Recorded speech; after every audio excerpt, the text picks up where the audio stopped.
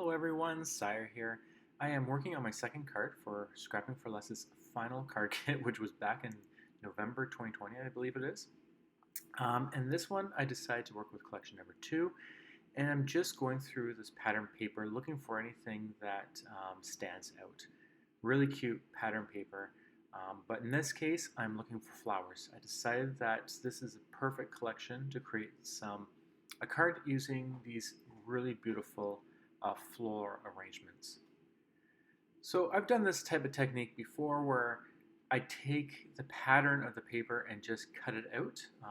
This is a very quick and easy way to create a very beautiful scenic card because the paper is already doing all the work for you. So what I'm going to do is just fussy cut around the main image. I'm not too worried about being perfect or going around all the corners.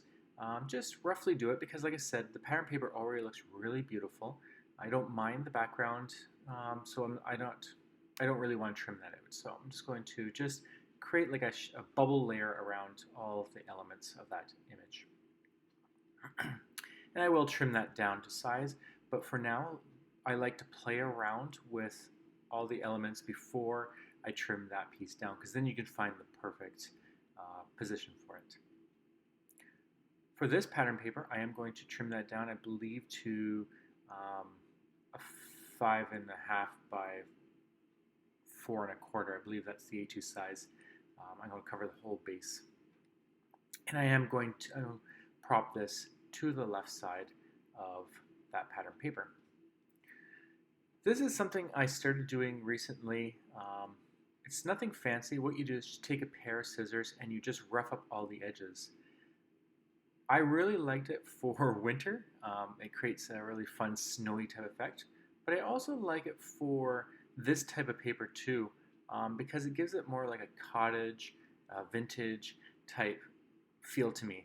Maybe not vintage too much, but like a cottagey, rough around the edges type beautiful effect.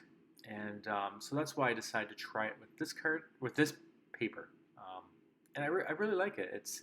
It just has that nice, good feel to it. And what you want to do is just push the scissors towards you, because if you do it the other way, then you won't get that. It's just the fold or the tear, whatever you want to call it, is facing the wrong direction. So you just want to kind of force that towards you. And you don't need to be rough. You can, and you get a lot more definition, but I'm doing it pretty softly. And so you can see how it's all folded and just tattered a little bit. Very slight. Okay. So now I'm just checking to see. Do I like it? I like it. Next, I'm going to, I don't want to waste this paper, so I am going to cut out some of these flowers. And the reason I do this mainly is because I don't want to waste the flowers, they're so beautiful. You could create a second card, but because I'm doing a video, I'm just going to use it this way. I like to use these extra flowers as dimension to make it look like this is more alive. It's more, it's not flat. I like that, and it definitely adds a little bit of oomph to the card. So if you have a flat card and you're using pattern papers like this, it doesn't matter what type of pattern papers, try to find something that's similar, and so that you can put on top and just create this depth of it. It will always, I would say 99.9% of the time, it will just create the card that much, give it that card that much more. I'm playing around with more pattern papers to see if I can add some more color to it, but I didn't like that. So what I decided to do, and I've done this before, is to grab some vellum. I believe that's what it's called. And I will add that as a diffuser between two layers, if that makes sense. But for now, I'm just trimming. Like I said, I'm going to trim this down now to make sure it's the right size. I'm going to trim just a tiny bit off the top to make that nice and flush, and then I'll cut the rest off at the bottom. That was the best position for me. That's what I liked. I don't want to waste too much flowers. Okay, back to the vellum. So what I'm going to do is because instead of using another piece of pattern paper, you can use vellum to create that effect where it will still be a separation between two layers, but it's not as harsh. It's very muted. It's very soft, and it just creates a nice little effect. So I'll glue this flower piece to the vellum, um, and this is just so it's easy for me to cut. So what I'll do is similar idea, I'm just going to take my scissors and fussy cut around. It's not necessarily fussy cutting in this case, but I am just going to create like a bubble type effect around, or shadow effect, or whichever word you'd like to say, around the whole image. Just be very careful not to rush this, because sharp scissors love to glide, and you will glide right through this film. It's really soft that way. Okay, and then I'm just going to trim a little bit on the top just to create a little bit so it's not so square. Yeah. Nature is never perfect, so neither should my card with flowers. Okay, so you can see what I mean, where now you have that the vellum is going to cover the background paper, but you'll still see it. So it just creates a separation, and it's not as strong as using a piece of like pattern paper. There we go. Very soft, very subtle, but it's there. Okay, so now I'm just going to rough up these little flowers that I had cut out. I believe there's 2 of them now. I didn't show the other one on camera. But there's 2 flowers, and I'm just going to rough them up. Same I did with the background and or the arrangement of flowers, and then just put those on top of the pattern, or the flowers. I'm off camera again. See what happens when I get in a mode, when I start really thinking and getting into making cards, I forget about the camera, and then I end up going off camera. I don't know how you guys make your videos and don't do it. I had a piece of tape to tell me not to do it, and maybe I need to do that again. It's like you just put like a piece of tape on your mat so that you know not to go past this. But anyways, that's off topic. Okay, so I am going to use some of these little foam squares, and just to prop this up a little more. And I'm not sure what's happening there. I think I was just fussying about something. But anyways, just going to prop that up. And since this flower the pattern was already cut off, I'm just going to put this right to the very top so it's nice and flush.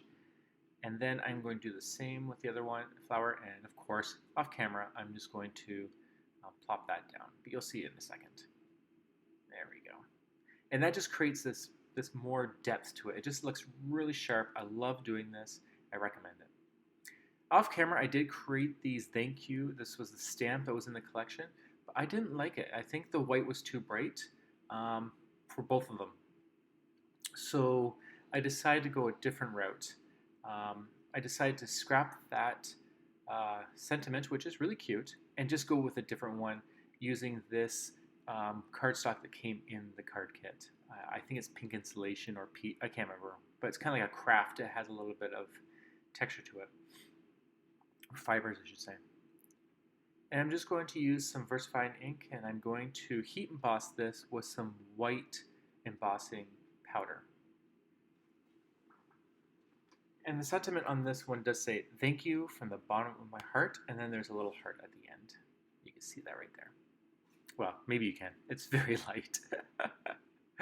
I just know what it says. Okay, so I'll just dump that on, and then I'll heat set that. Now, it is hidden a bit on that pink paper, so what I'm going to try is to use some, I think it's Spun Sugar Distressed Oxide, and I'm just going to focus on the center of the sentiment, because don't forget, when you heat emboss something, you can always wipe it off of the embossed part, and all will be left is the color behind. So for me to create a separation, to just pop that text out of being just white on some of that pink color cardstock, I will add some spun sugar.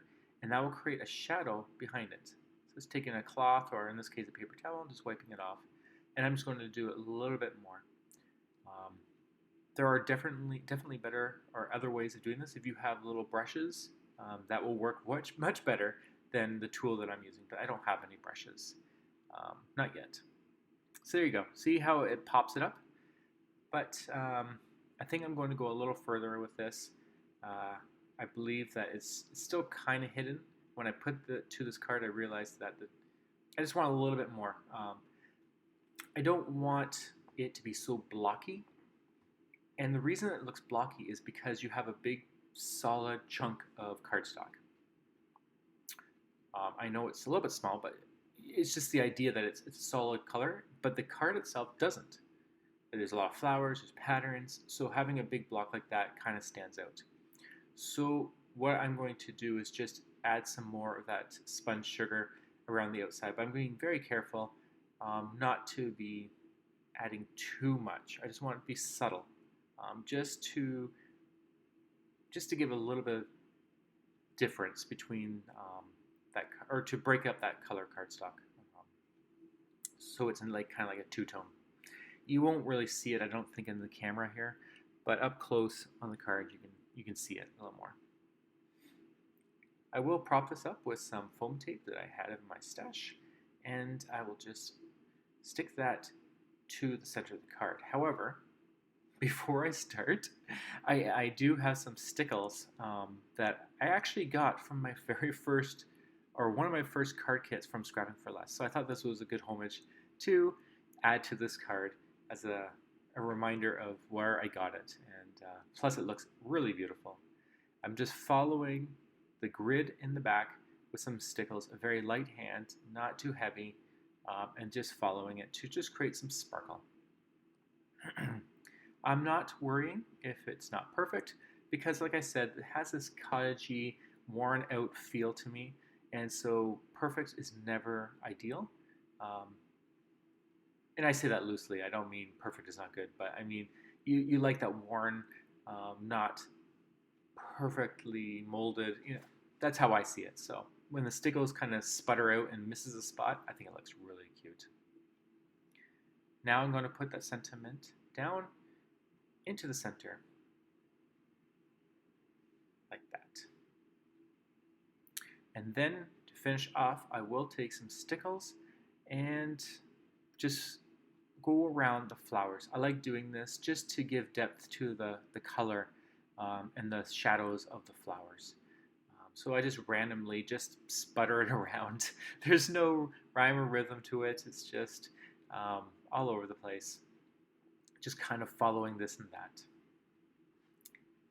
This card collection, or the collection number 2, did come with some pink enamel dots, so I will just add those around, and that just adds a little bit of difference to the card, just adding and adding, just to ump up the card. And they do match the flowers very well. So that's it. That is the card that we've created today using the content from collection number 2. I really like this card. This has such a nice feel to it. I love the flower arrangements and just the layers that this card shows. I hope this has encouraged some inspiration for you, so you can get your card kits or whatever supplies you have on hand to create some cards. Maybe spend some time this weekend and create something for yourselves or your loved ones. Thank you so much for joining me, and until the next time, have a great day, and I'll talk to you later. Bye.